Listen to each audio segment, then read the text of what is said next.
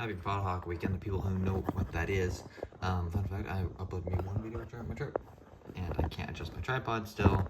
And I made this intro beforehand, like a while ago, like a week and a half ago, maybe two. I really can't get this tripod going. Holy crap, hold up, 1 second. There we go. Nope, never mind. Cool, great. So I did the intro about 2 weeks ago, and happy Pothawk Weekend now. I also only uploaded one video when I was gone because guess what? There's no good Wi-Fi in Europe. So here is Castroneves' car. Pretty sure I've done this review yet, so I've wasted so much time already. Here's the back of the trading card. Blah blah blah blah. Cool. Okay. Pretty much the not exact actually. I'm not even gonna say that. There's a lot of differences with this car now. One major change which I'll discuss. But it is a good looking painting scheme. I am kind of excited to see this Cliff's car. I have to make that order still, but I'm probably gonna make it in the next few days. So I'll get a look at that, but I want to finish up at least 2023, or 2023's first, because I got a bunch still to record. So that's gonna take me a minute. Anyways, here is Castroneves' AutoNation car. So take a quick look at this first. Arctic Cat on the side. I think it's Arctic Cat, right? Arctic Wolf, wrong species. AutoNation, Sirius XM, NTT Data, Indycar Series, Honda, Delara, Meyer Shank Racing, Sirius XM, AutoNation. I don't know what this yellow sponsor is. Chopaway? I don't know. Whatever that is. Under it, there's Garage Doors. Pretty cool sponsor name right there. Mobile Farming? I don't know. Sirius XM, Firestone, AutoNation, Arctic Wolf, AutoNation, I already said that one actually. AutoNation, Sirius XM, AutoNation, Honda. I think this is Castroneves behind it. Yeah. AutoNation, Sirius XM, the Sirius XM app, Drive Pink.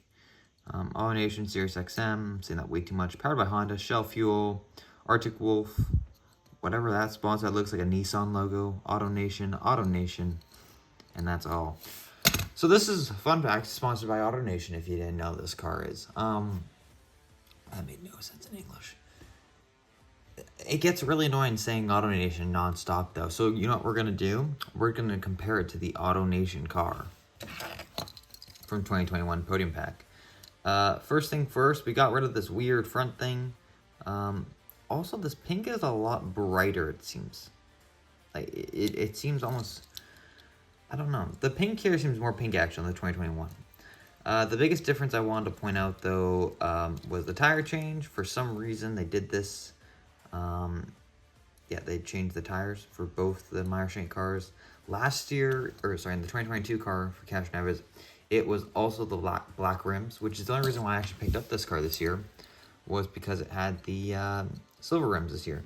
But there's a few new sponsors now I've noticed, so I'm kind of glad I picked it up. Other than this little pink I got rid of, they flipped the colors on the end plates and the front wing. They just made that one black now, and that one's, and the plate is, the actual wing plate there is pink now. Drive pink's on the car a lot more now. I don't even know what it means. I've seen it on the Kirkwood. At the back on the engine hood, there's also a bit of sponsorship changes. Just they've added a few. They've changed up the fuel, of course. The wing is still the same. All the top is still the same. Contingencies have been reduced a little bit, and they got rid of the Thursday, June 8th thing. What's the din on this one? 1465. Okay, that's not bad. So yeah, there's just a few different changes. I think they actually screwed this up actually though, or something like that I saw. They messed up like the actual side pod there, so I don't really know what they did, but you know what? For some reason, I find that the 2023 is cleaner than the 2021 for some reason, although it looks a lot more busy, I think the busyness look of the car actually works better. It's like the McLaren. It looks a lot better than when I had no sponsors back in 2017. Maybe not this year. Like when they had a lot of sponsors. Like maybe like 2021, 2022, it looked good. Now it looks like carbon fiber. Anyways, so yeah, nothing crazy. I don't think many people are going to pick up the new Paginos. Again, I only picked it up though because of the tires. And of course, I will get this year's 2024. Of course, because it's a completely new sponsor that we haven't had yet. I'm just kind of on the side there. It just looks. It also looks cool. I got another '06 car that isn't the exact same. But for some reason, I do like the silver rims more. I don't know why, but it works better. I can't explain it. And then when we get the Pagano car out, hope I review that one soon. What do you got left? I still got 9 cars left. Jesus. When we review the Pagano, just put that over there. We will compare it to this car. There are some changes, of course. It kind of just flipped, really, actually. But yeah, do we want to talk about anything about Meyer Shank right now? What is there to talk about? Malukas is now in the car. I don't know if I mentioned that last time. He's absolutely doing wonderful right now. And I think McLaren's really regretting that decision of signing Siegel. There we go. Did I even mention that last? I don't think I mentioned that last time, actually, in the TK review, when I had to talk about all that McLaren stuff that was going on. I don't even think I mentioned that. Oh my gosh. Wow. Okay. Anyways, Meyer Shank. Let's see what else. There isn't much else to talk about. This review is gonna be really short. I have nothing to talk about. Castroneves part-time. I don't see him getting a 5th one. I'm gonna be realistic here. Honestly, I didn't think he'd get a 4th though, so maybe I shouldn't talk, and I'll get proven wrong next year when he wins his 5th somehow. I'm gonna have to timestamp this now so I know when this happens next year. There isn't much else really to talk. Shank is Shank this year. I'm not seeing. Actually, I shouldn't say I'm not expecting much. I've actually noticed a lot. They're actually doing pretty good with Rosenquist and Malukas, but really I've only noticed it in qualifying. They have really good qualifying speed, and then they absolutely suck in the race, I feel like. Not suck, but they're just not as competitive as they should be on the race. Single laps are good, but they don't have race distance space. And I think that's what's killed them over. Also, they had engine troubles at the 500, so like none of their cars I felt like were competitive. I think Rosenquist. Well, no, Bloomquist wrecked in turn 1.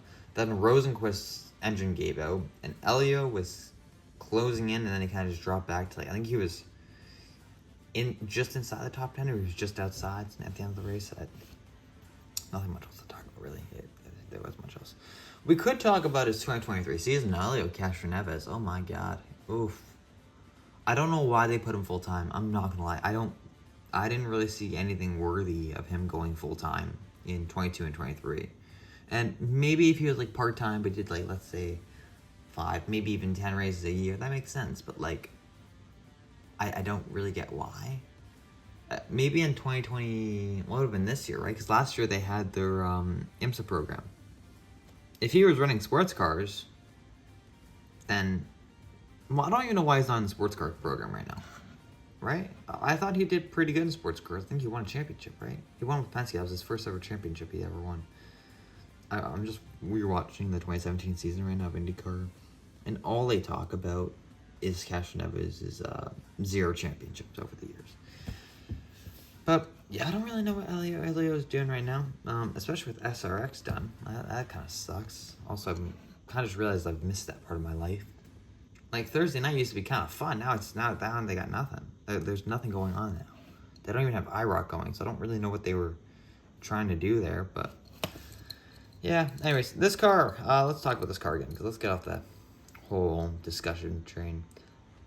I find it's. I think you should. I think especially since if you have the 2021. I would consider buying the new one. Again, it just looks better, I think, honestly. I think the pink isn't as pink, but it works for this car as well. So, there's that. But the 2022, I don't even know what the 2022 really looks like. I know it looks similar to the 2021. I don't know what the sponsorship situation is like there, but maybe you want to get that one. If you have the 2022, I don't think you need the 23. I honestly don't. I think the 24 will be a necessity for people, I think, because it's a good-looking car. Actually, the white actually works this year. I was kind of skeptical when they all went to white instead of black. They kind of just made all the black-white this year. But honestly, the cars look good, and they're filled with sponsorship as well. Jesus, it's like Chick Hicks. They got so much sponsors everywhere. But yeah, again, this is one of the diecasts that definitely up to the discretion of the buyer. And yeah, that's all I got. So don't forget to comment, and subscribe so you never miss another video. And I'll probably upload this. Today is June 11th, or July 11th, sorry. This review will probably be posted in the beginning of August with my pace. So I should probably upload that Grand Prix haul video now.